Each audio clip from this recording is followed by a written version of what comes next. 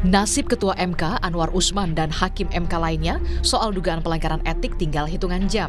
Pakar Hukum Tata Negara Universitas Bhayangkara Raya Jakarta, Profesor Juanda memprediksi Ketua MK Anwar Usman bakal menerima sanksi etik berat berupa pemberhentian dengan tidak hormat. Selain sanksi etik, Majelis Kehormatan MK juga diharapkan bisa memberi rekomendasi untuk mengoreksi ulang putusan 90 soal syarat Capres-Cawapres. Maka saya memprediksi kemungkinan besar bahwa ada salah seorang hakimnya adalah dinyatakan pelanggaran kode etik berat. Diberhentikan dengan tidak hormat. Dan diberhentikan dan harus dan wajib. Nah, kalau begitu pelanggaran tidak hormat, saya pikir legitimasi moral dari putusan nomor 90 itu sudah tidak ada lagi, roh daripada hukum itu adalah keadilan sudah tercabut.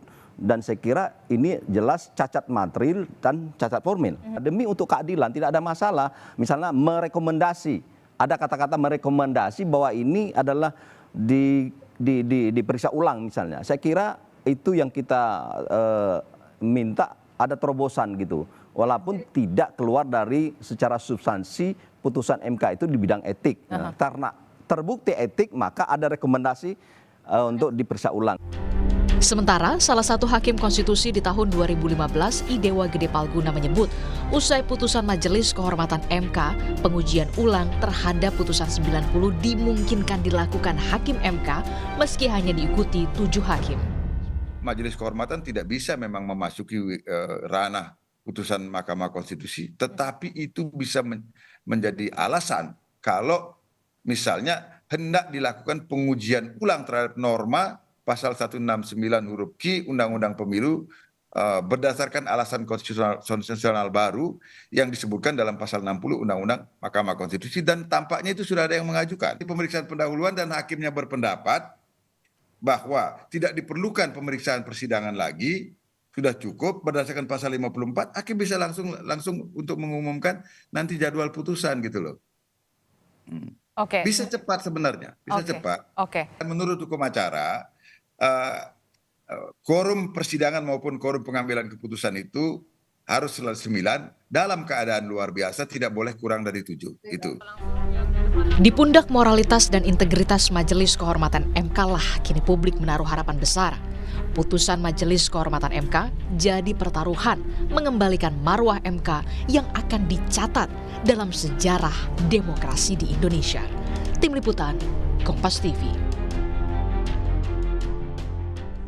Ya, di bahu para majelis kehormatan dari Mahkamah Konstitusi nantinya akan ditentukan moralitas dan juga integritas dari sidang yang bergulir selama ini, sidang dugaan pelanggaran etik dari Hakim Konstitusi yang hari ini putusannya atau sore hari ini akan dibacakan oleh Majelis Kehormatan MK. Nah, kemudian sudah bersiap di sana jurnalis Kompas TV ada Tifal Solesa. Tifal, apakah semua pelapor hari ini turut menghadiri sidang pembacaan putusan, Tifal? Sudah ada pelapor yang hadir ke gedung utama Mahkamah Konstitusi Republik Indonesia dengan agenda memenuhi undangan dari Majelis Kehormatan Mahkamah Konstitusi untuk mendengar putusan atas hasil dari sidang dugaan pelanggaran kode etik dari Hakim Konstitusi di MK Republik Indonesia. Tadi salah satunya adalah Alam Syah Hanafiah bersama dengan rekannya begitu ikut mendampingi tadi beberapa saat sebelum saya melaporkan informasi ini kepada Anda, Maidop. Tadi saya konfirmasi bahwa ia membenarkan bahwa ia diundang oleh Majelis Kehormatan Mahkamah Konstitusi untuk mendengar langsung hasil putusan dari MK dan dijadwalkan benar berlangsung pada pukul 4 sore waktu Indonesia bagian Barat. Tadi saya sudah melihat bahwa Alam Syah Hanafiah sudah berada di ruang tunggu, tinggal menunggu lagi pihak-pihak lain yang juga diundang oleh sekretariat Majelis Kehormatan untuk ikut serta dalam agenda mendengarkan putusan dari Majelis Kehormatan Mahkamah Konstitusi Republik Indonesia.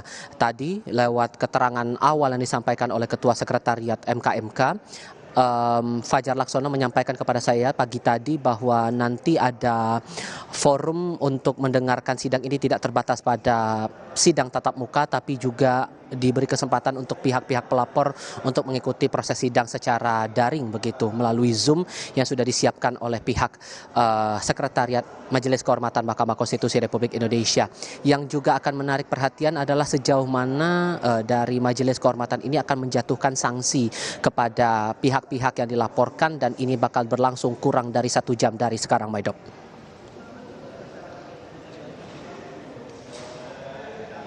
Ya, kurang dari 1 jam nanti semua mata akan tertuju ke gedung Mahkamah Konstitusi untuk menunggu dari hasil putusan soal pelanggaran etik Hakim Konstitusi. Terima kasih jurnalis Kompas TV Tifal Solesa melaporkan langsung dari gedung MK Jakarta.